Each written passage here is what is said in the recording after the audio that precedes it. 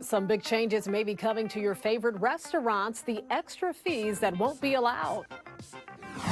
And a Southern California woman comes face to face with a mountain lion. What happened next?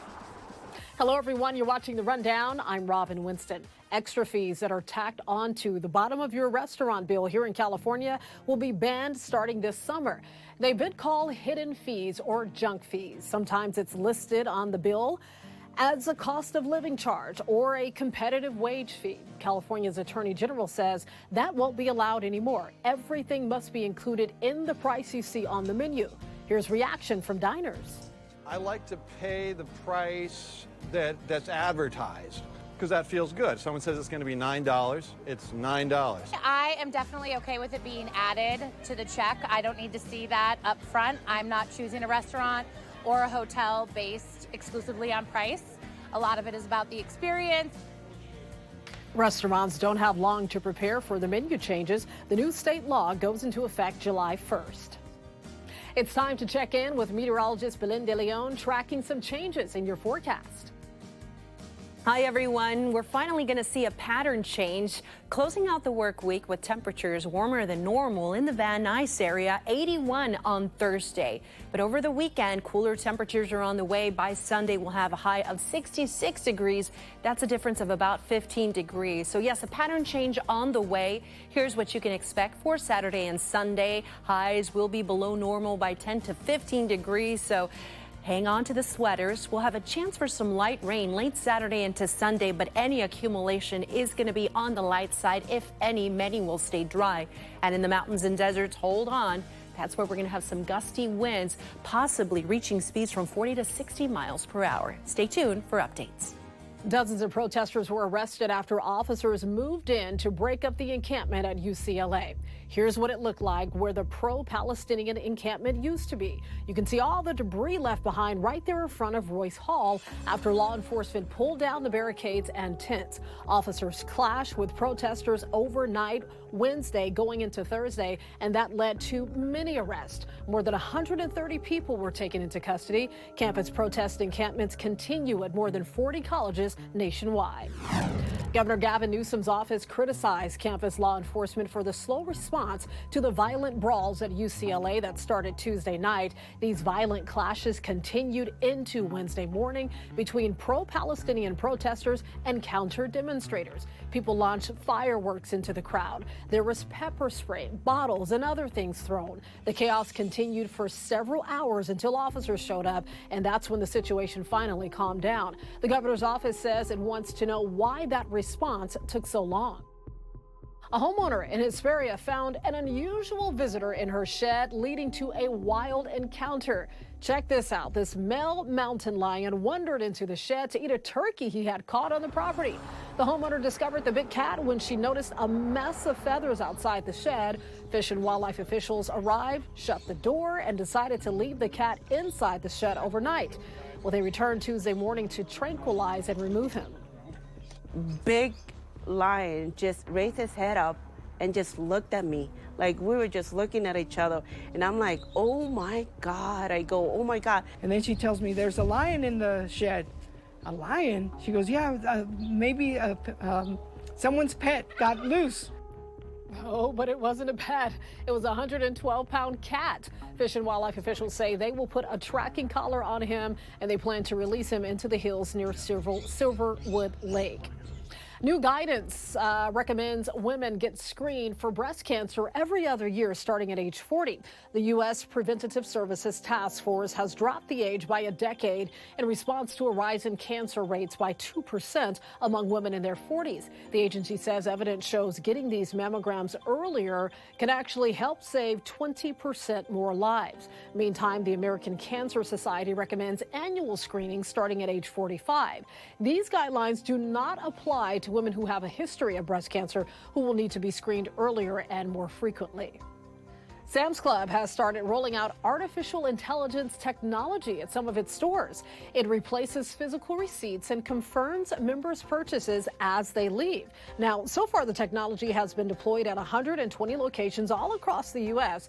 After shoppers complete their checkout at a register or with the Sam's Club app, they can exit through blue gateways armed with cameras and scanners that take an inventory of what's in their carts and compare them to their orders. The retailer says it has helped members leave the store 23% faster. The technology will be implemented at every Sam's Club location by the end of the year. A deal has been reached to bring Universal Music Group's music back to TikTok. Universal Music's artists include Taylor Swift, Bad Bunny, Rihanna, and hundreds of other musicians. Back in February, it pulled all of its music off of TikTok over a royalty dispute. But the two sides announced that they reached a new licensing deal. It will allow users to use its music in their TikTok videos, and they say songwriters represented by Universal Music Publishing Group will return to TikTok in due course.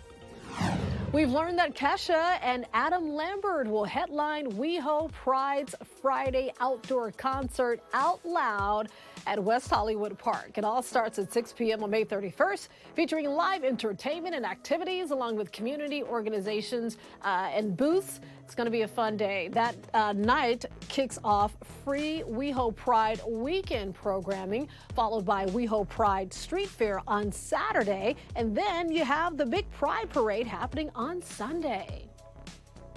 The Kentucky Derby is happening this weekend, and we all know the fashion is always highly talked about, right? I'm here for the fashion. NBC's Shannon Kogan looked into the history of the Derby fashion. The fashion tradition was very much part of the Kentucky Derby from the very beginning because it was a place where you were coming to see and be seen. Jessica Whitehead is the curator of collections at the Kentucky Derby Museum. She says the founder of the Kentucky Derby, Meriwether Lewis Clark Jr., did his homework before developing the upscale racetrack in Louisville.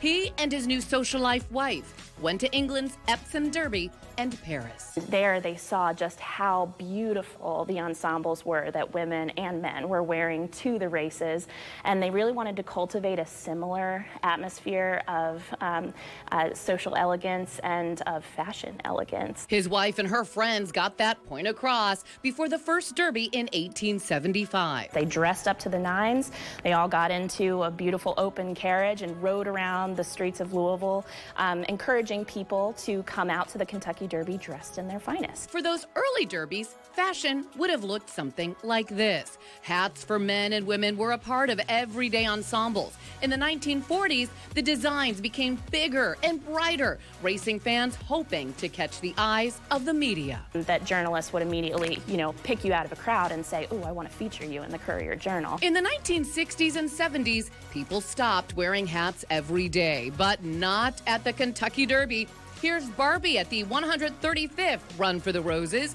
Cyndi Lauper wore this to the Derby. She did. This is, I think, a great example of an ensemble that combines haute couture with also sort of that wild and outlandish Derby style that you can really only get away with at the Kentucky Derby. In the 2000s and 2010s, the royal influence of the Fascinator was introduced, and it's becoming more popular. And the Derbies during the COVID-19 pandemic is a time to be remembered. We were seeing milliners actually designing hats to go with specifically designed beautiful masks and selling these sets of accessories. Now, what will we see for Derby 150?